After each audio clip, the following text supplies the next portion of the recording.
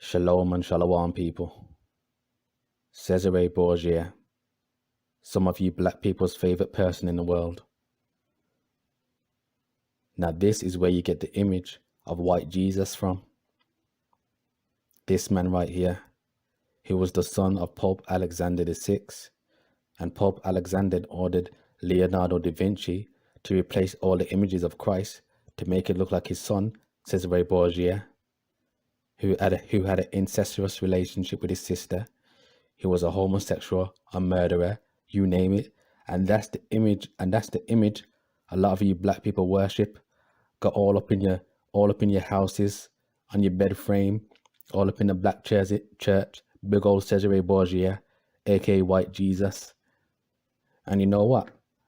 I don't even have to go through the history of Cesare Borgia, because the Bible literally has the physical description of Christ himself. So what we're going to do, we're going to put the images of Cesare Borgia, aka White Jesus, and then we're going to get the description of Christ in the Bible. And you tell me, do they match up? Very, very simple. So let's get it. This is Revelations 1:14, and it reads, "His head and his hairs were white like wool." Now, before we get those smart asses come in my comments talking about, say, look, it says his head and his hairs were white, that means his head was white. No, when it's talking about his head, it's talking about his eyebrows and his facial hair. So don't come over here with that nonsense. So once again, his head and his hairs were white like wool. Does this man have white woolly hair?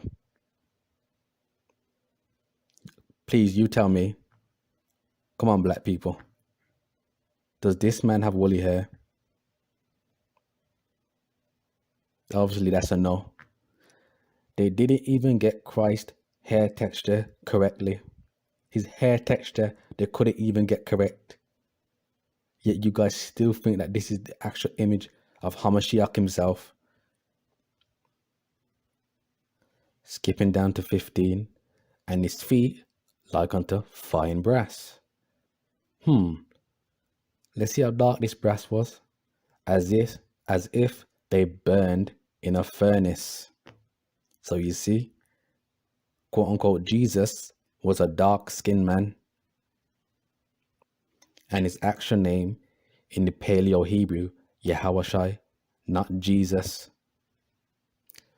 The letter J didn't even come around until like the 15th century, but that's a video for another day. And you know what the crazy thing is? You will show black people this, and what's the first thing they will say, especially black Christians? Color doesn't matter. If color didn't matter, why did they change the image?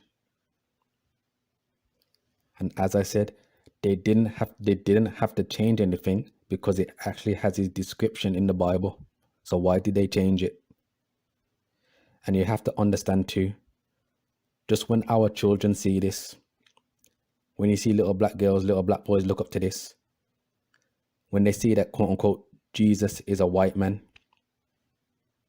that means they're going to think that God is a white man. And if God and Jesus is a quote unquote white man, that means the people of the Bible are going to be white men, right? So our people are going to reverence them.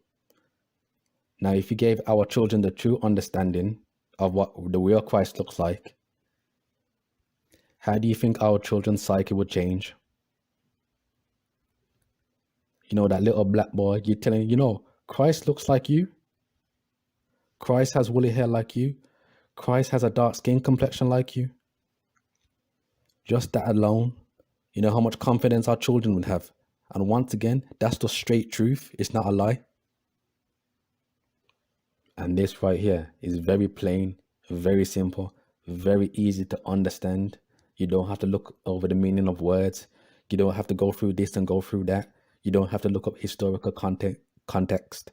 It's literally right there in the Bible. Hopefully this was an edifying lesson for you brothers and sisters, giving all praises to the Most High Yahweh and giving acknowledgement to Hamashiach Yahushua.